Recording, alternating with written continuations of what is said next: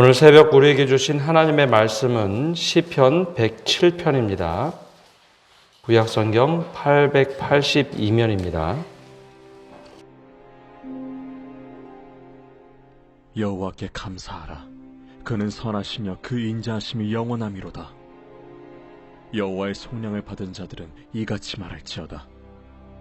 여호와께서 대적의 손에서 그들을 속량하사 동서남북 각 지방에서부터 모으셨도다. 그들이 광야 사막길에서 방황하며 거주할 성읍을 찾지 못하고 줄이고 목이 말라 그들의 영혼이 그들 안에서 피곤하였도다.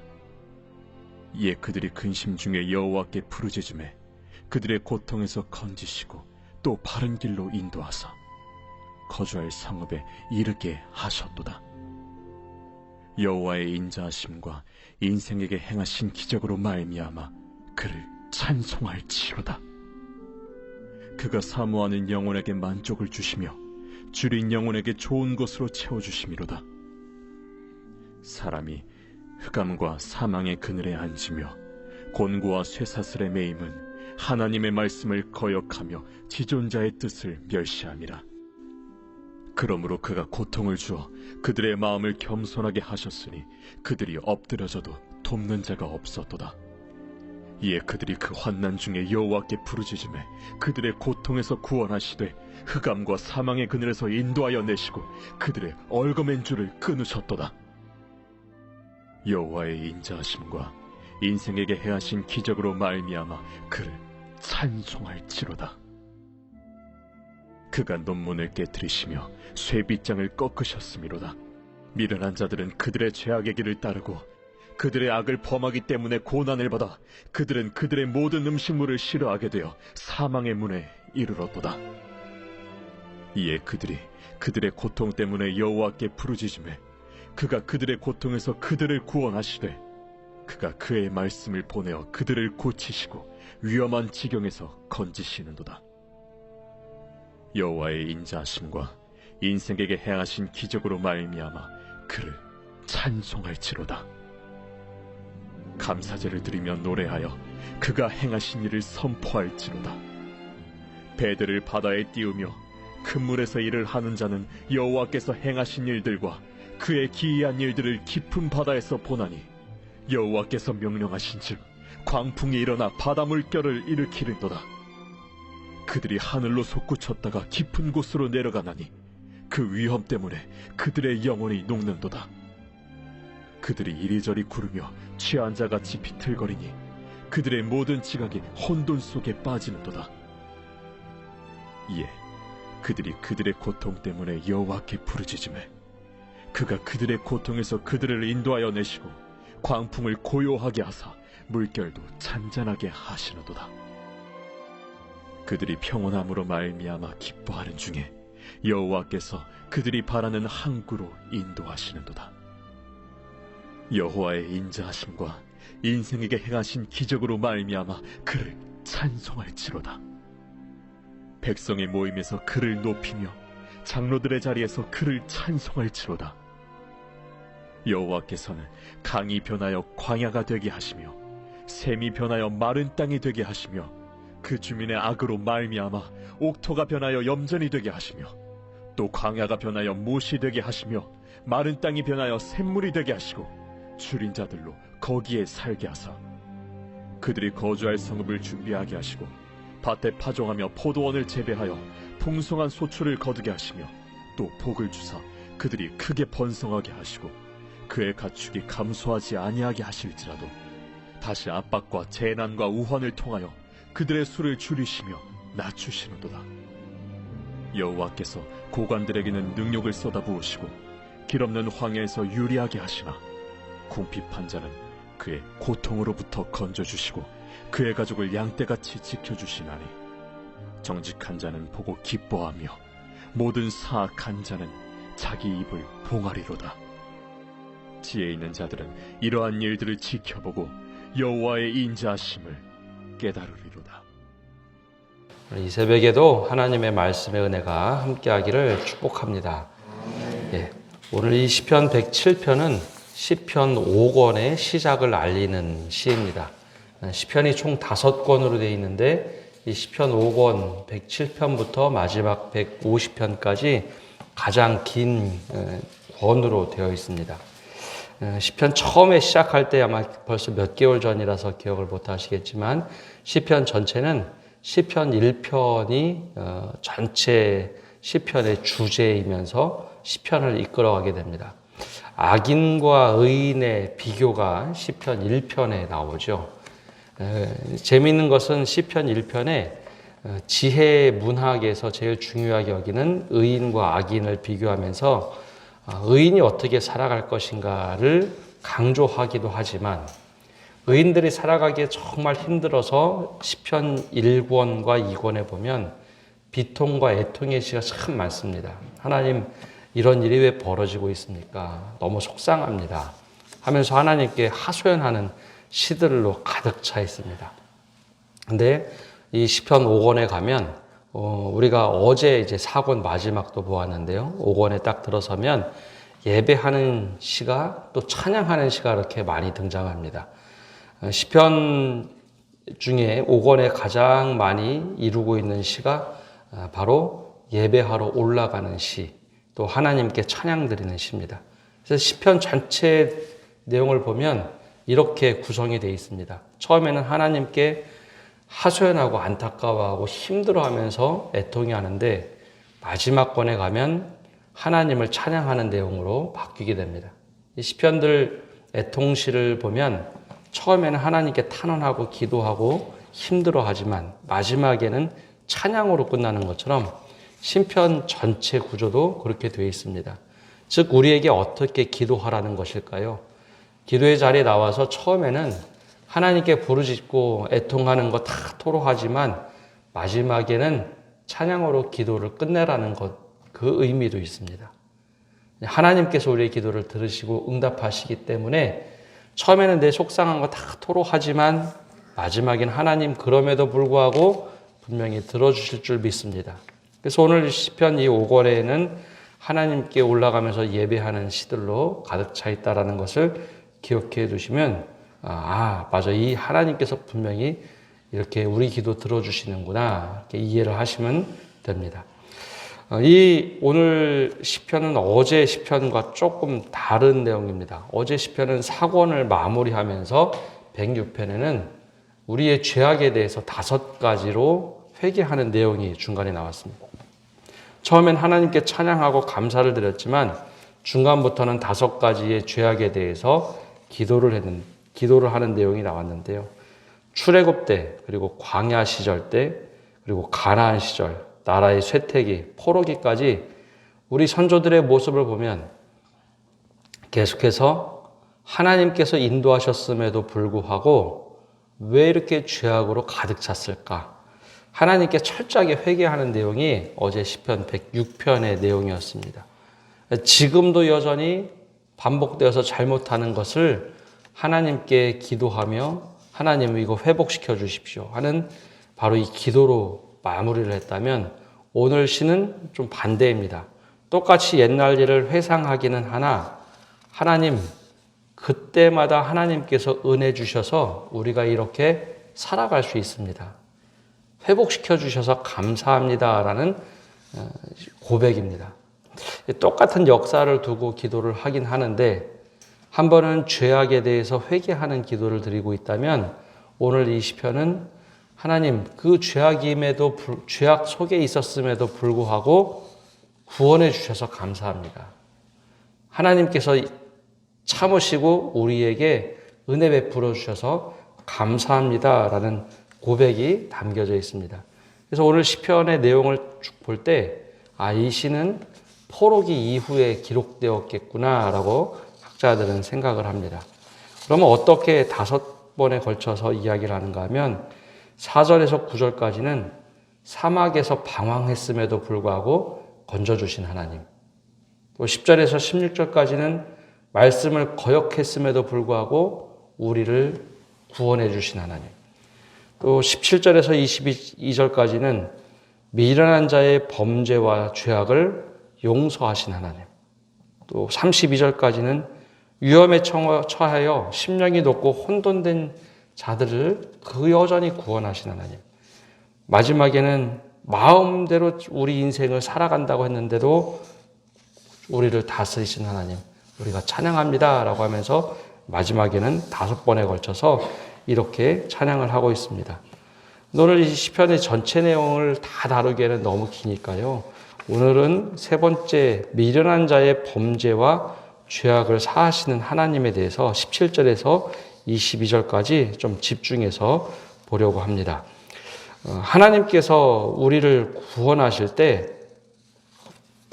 공통되게 하시는 일이 있습니다. 오늘 말씀에 우선 보면 미련한 17절에 미련한 자들은 그들의 죄악의 길을 따르고 그들의 악을 범하기 때문에 고난을 받는다라고 되어 있습니다.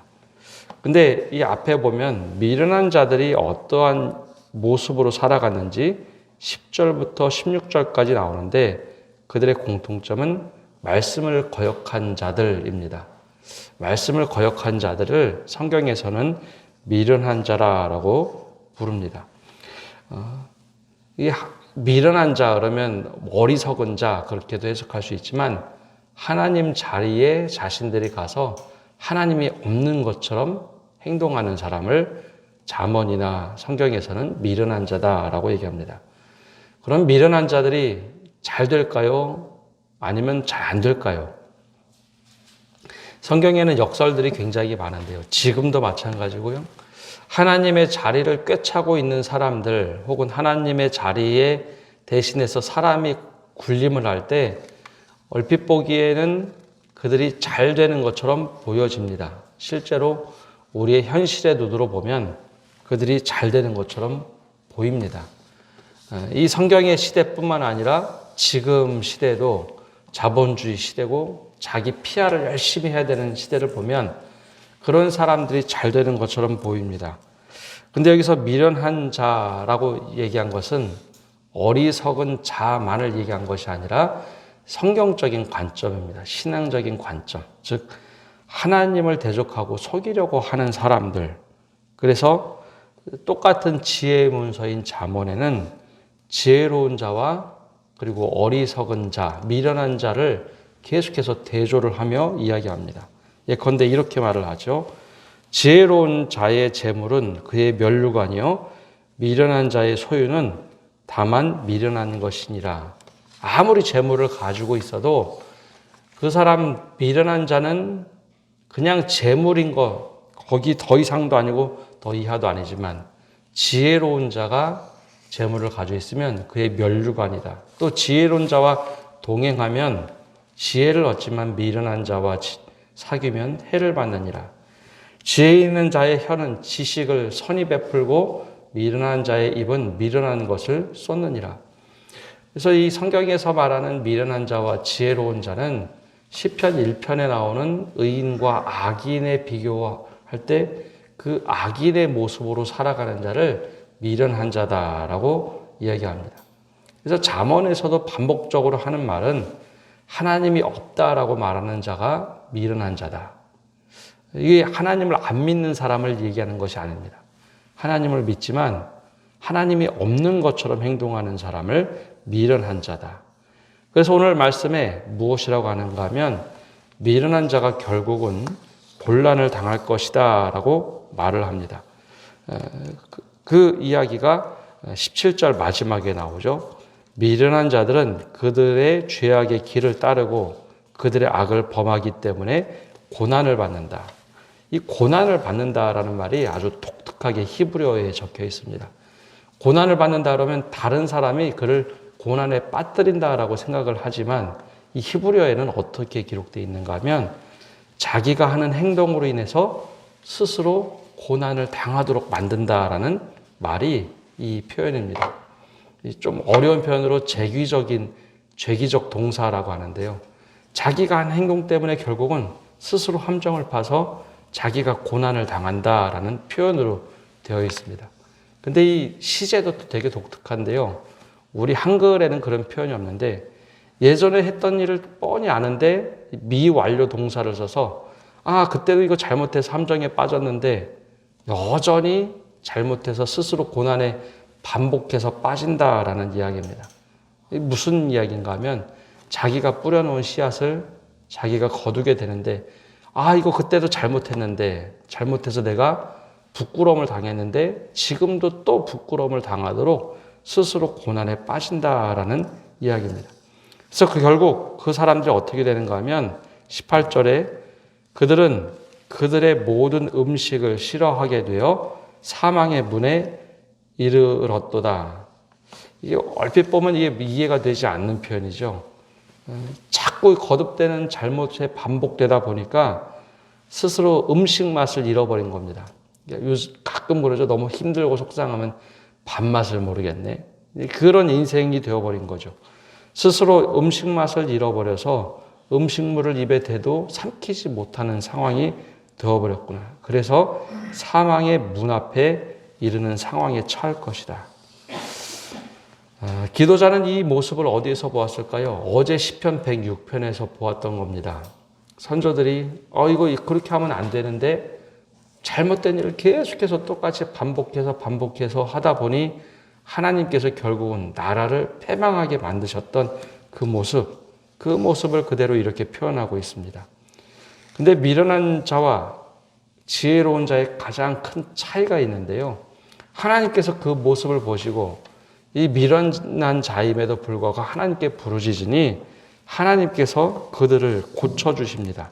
20절에 보면 19절과 20절에 이에 그들이 그들의 고통 때문에 여호와께 부르짖음에 그가 그들의 고통에서 그들을 구원하시되, 아무리 미련한 자라 할지라도 하나님께 부르짖으면 하나님께서 구원하시긴 합니다. 근데 그냥 너 부르짖으니까 내가 회개하니까 구원해 줄 거야. 단지 그렇게만은 하시는 것이 아니라 하신 방법이 하나 있는데요. 20절 말씀이 중요합니다. 그가 그의 말씀을 보내어 그들을 고치시고 위험한 지경에서 건지시는도다.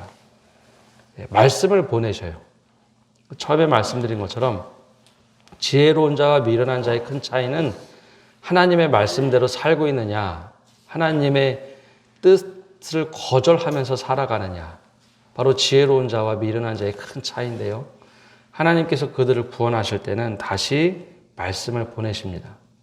앞에서도 말씀을 거절했던 이들에게 구원하실 때 말씀을 보내셨던 것처럼 말씀을 보내어서 미련한 자들이 그 말씀을 충분히 듣고 회복이 될 때 하나님께서 고치시고 위험한 지경에서 건지시는도다. 그래서 지혜로운 자는 곤경에 빠져도 빠지지 않는 자가 되지만 미련한 자는 하나님의 말씀이 없기 때문에 내 뜻대로 하다가 넘어진다는 것이죠. 그래서 이 위험에서 지경에서 건져주신다는 것도 그 자리에서 스스로 나오는 것이 아니라 말씀이 살아 움직여서 그곳에서부터 나올 수 있도록 하신다라는 것입니다. 그래서 오늘 말씀에 5번에 걸쳐서 미련한 자들 혹은 어려움을 당한 이들을 건지시는 하나님의 은혜가 나오는데 똑같이 반복되는 말씀들이 있습니다. 하나님께서 그 고통 속에서 부르짖을 때 하나님의 말씀을 통해서 때로는 하나님의 뜻을 통해서 그것을 깨달은 자들에게 구원을 주신다라고 되어 있습니다. 그래서 21절과 22절에 그런 이들이 여호와의 인자하심과 인생에게 행하신 기적으로 말미암아 그를 찬송할지로다. 감사제를 드리며 노래하며 그가 행하신 일을 선포할지어다. 즉 하나님께서 은혜 주시면 그것에 대해서 합당하게 하나님께 찬양을 드리고 경배해야 되는데 그 사람들의 모습, 그래서 하나님이 행하시면 그 일들에 대해서 찬양할 수 있는 사람들이 되어야 한다라는 것이 이 시편에서 반복적으로 5번에 걸쳐서 하는 말씀입니다. 간단하게 보면 미련한 자는 하나님의 말씀이 없는 사람들입니다. 하나님의 뜻도 거절하는 사람들.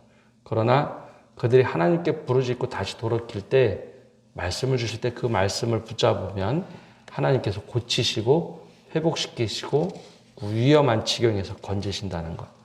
그러면 다시 찬양을 회복하며 하나님을 인정하며 살아라. 오늘 이 시편이 우리들에게 가르쳐주고 있는 말씀입니다. 우리가 살아가다 보면 이런 일을 당할 때 있습니다. 근데 그때 하나님, 우리가 회개하고 하나님께 부르짖을 때 우리 건져주십시오. 말씀의 지혜로 우리 다시 일어나게 해주십시오. 고백을 가지고 기도하시는 성도 여러분 되시기를 바랍니다. 기도하겠습니다. 하나님, 우리가 시편의 말씀을 묵상하면서 먼 이야기가 아니라 당장 우리 앞에 펼쳐진 이야기, 그리고 또 우리 삶에 도전하는 말씀임을 깨닫게 하여 주옵소서. 미련한 자, 그리고 지혜로운 자, 이 모습 속에 우리가 늘 지혜로운 자처럼 하나님의 말씀에 따라 살아가는 사람들 되게 하시고, 시편의 1편의 말씀처럼 늘 의로운 자가 되어서 시냇가에 심은 나무처럼 주야로 주의 말씀을 묵상하며 살아가는 자들 되도록 은혜 내려 주시옵소서. 그래, 우리가 말씀에 따라서 향방을 잃어버린 사람이 아니라 말씀을 따라 살아가는 자들이 되게 하시고, 더 나아가서 주님의 말씀으로 우리가 다시 회복되어지고 말씀의 은혜를 가지고 살아갈 수 있도록 힘을 주시옵소서. 오늘도 거친 세상을 헤쳐나가며 말씀으로 살아내는 저희들 되도록 축복하여 주옵소서. 이 모든 말씀 예수님의 이름으로 기도합니다. 아멘.